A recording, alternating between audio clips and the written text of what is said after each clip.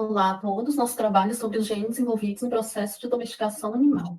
E esses são os tópicos que serão discutidos ao longo da nossa apresentação. Eu vou começar falando um pouquinho, né, sobre história, né, o conceito e alguns aspectos históricos. O termo doméstico vem do latim domus, que significa casa. Em termos gerais, a domesticação pode ser entendida como um processo que envolve uma contínua associação entre homens e animais ao longo, né, de várias gerações, de forma que esses animais estejam sob domínio humano. E é um processo longo, não é uniforme, envolve não apenas a mão humana, mas também fatores evolutivos e biológicos, conforme será discutido mais adiante. A domesticação de plantas e animais é um marco na história da civilização humana, porque antes da Revolução Agropastoril do Neolítico, as comunidades eram nômades e o modo de sua existência era baseado na caça e na coleta. A partir do momento que essas comunidades passaram a criar seus animais e a praticar a agricultura, elas puderam se fixar em uma única região, né, e não precisavam mais sair para buscar o alimento, né, e isso representou uma grande mudança de estilo de vida, né, e cultural também. A domesticação ela envolve muitas motivações, desde o interesse alimentar, né, até o entretenimento, a diversão, proteção, né, e companhia do animal.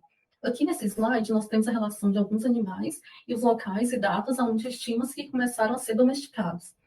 Apesar de toda a revolução que a domesticação de animais de produção proporcionou, o primeiro animal a ser domesticado de fato foi o cão, né? E isso ocorreu muito antes dessa revolução do Neolítico e em diversas regiões da Europa e da Ásia. O processo de domesticação ele é baseado em uma preferência por animais mais dóceis, né, que exibem certos comportamentos que são desejáveis, como menor agressividade e maior facilidade de doma.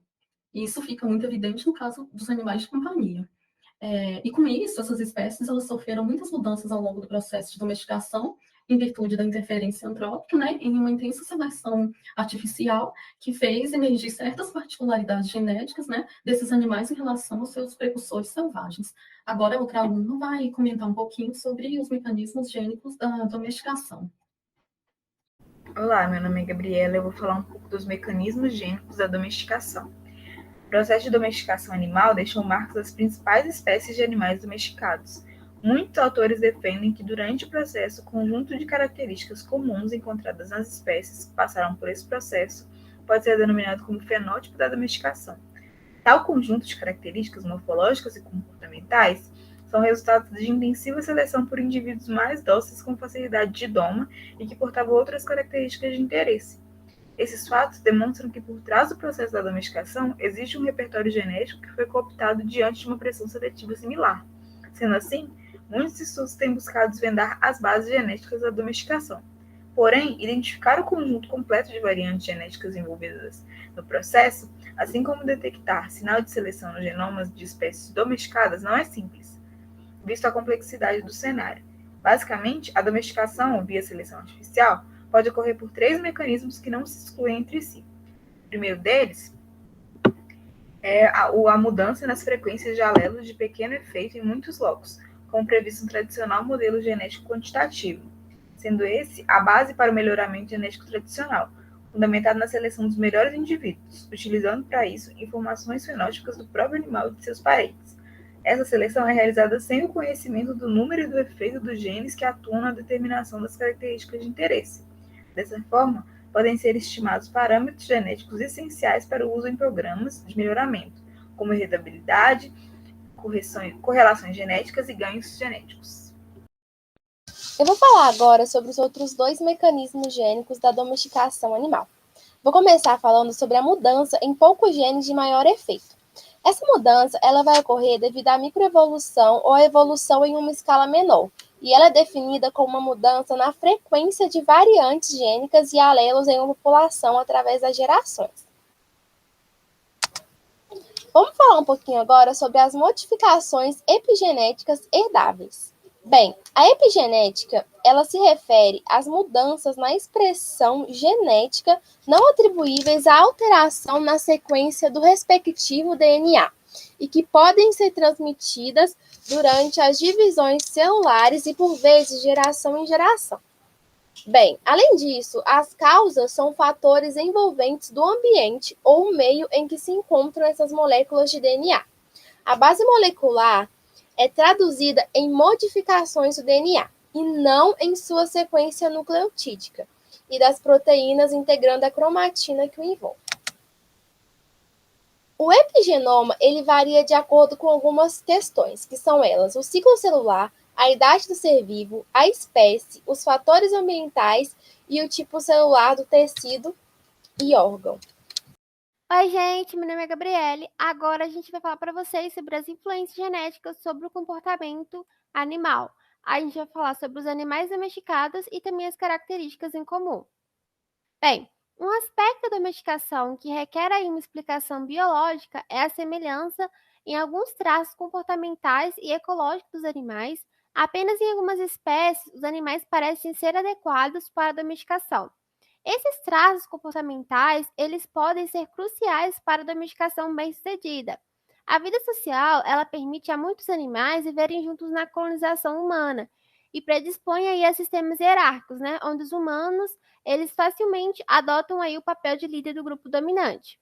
A primeira onda de domesticação, ela compreendeu os principais animais de fazenda da atualidade, e animais como o cão e o cavalo. Por milhares de anos, poucas novas espécies foram adicionadas, mas certamente houve aí uma variedade de linhagens que acabou se desenvolvendo dentro de cada espécie. Nos séculos seguintes, uma segunda onda ocorreu e várias novas espécies foram domesticadas. O processo se deu em animais de pele, como marta, raposas, racuns e também chinchilas, e animais de laboratório, principalmente camundongos e ratos, e vários novos produtos de carne, como búfalos, avestruzes e também salmão. Boa tarde, meu nome é Tatiane e agora eu vou apresentar sobre as características dos animais domésticos em relação aos seus ancestrais selvagens.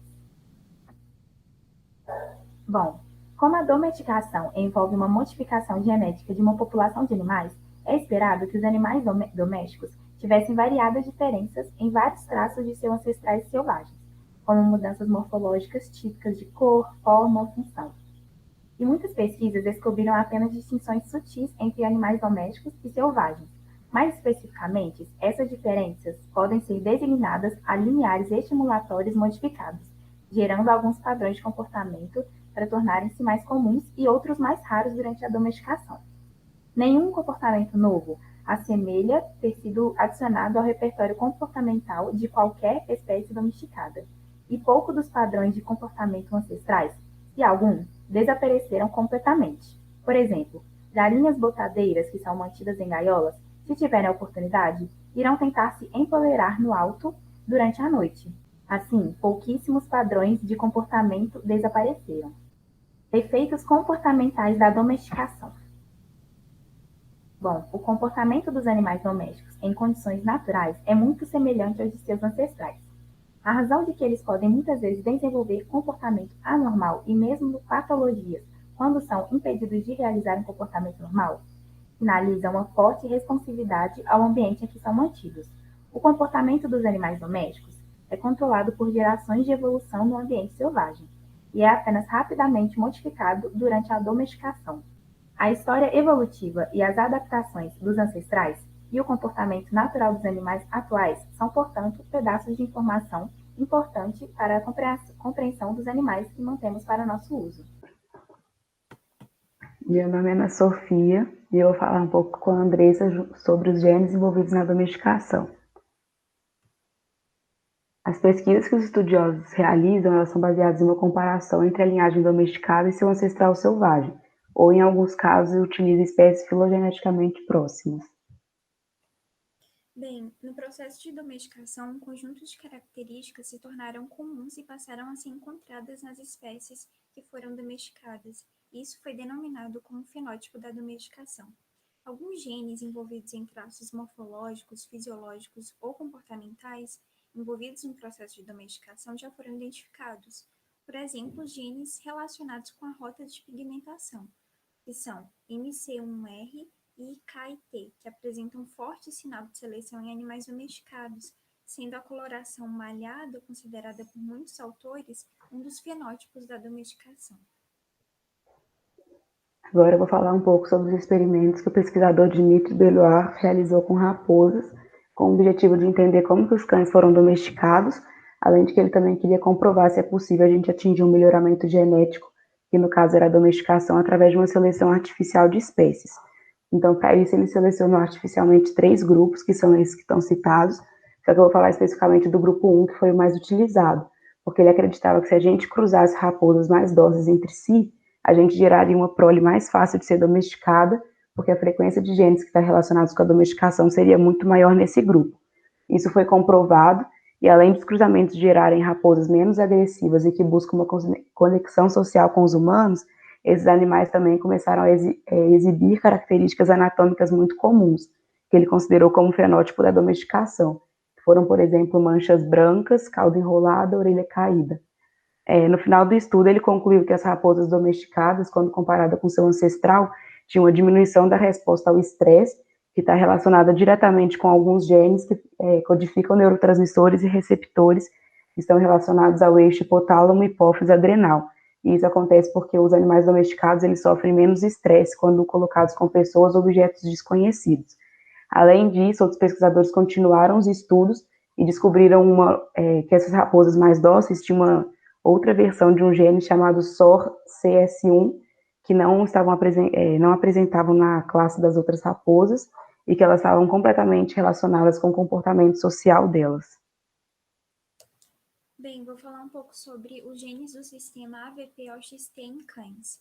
Os genes desses sistemas são expressos no sistema nervoso central e desempenham funções fisiológicas relevantes como moduladores de comportamentos sociais complexos, como cuidado parental, interação social, controle da ansiedade e agressividade. O sistema oxitocina-vasopressina é composto por 6 genes e o OXT e o AVP são responsáveis pela transcrição dos 2 nonapeptídeos, a oxitocina e a vasopressina. A importância do AVP e do OXT na modulação de comportamentos sociais em cães domesticados já foi evidenciada. Os autores demonstraram que cães selecionados para docilidade apresentaram maiores índices plasmáticos de OXT e cães com maior frequência de comportamento agressivo apresentavam maiores índices de AVP plasmáticos quando comparados ao grupo controle.